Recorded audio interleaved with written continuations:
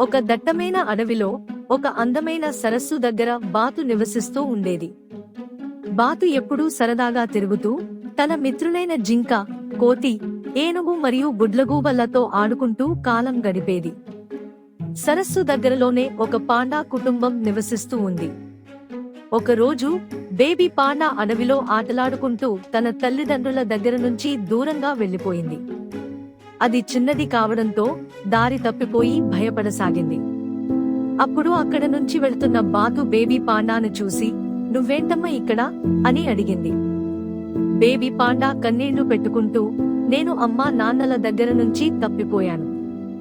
నన్ను మా ఇంటికి తీసుకెళ్లవా?" అని అడిగింది. బాతు చాలా తెలివైనది.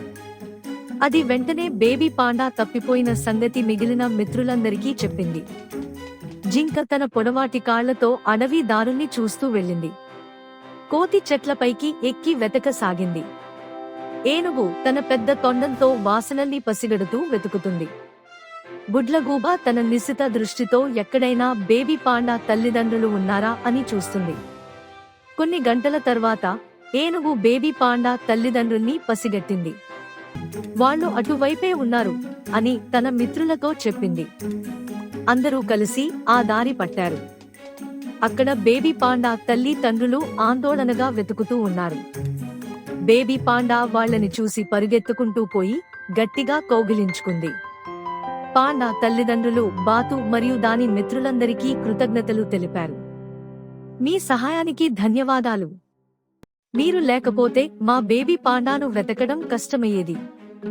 ఆ రోజు నుంచి అడవిలోని అన్ని జంతువులు ఒకరికొకరు సహాయం చేయాలని నిర్ణయించుకున్నాయి.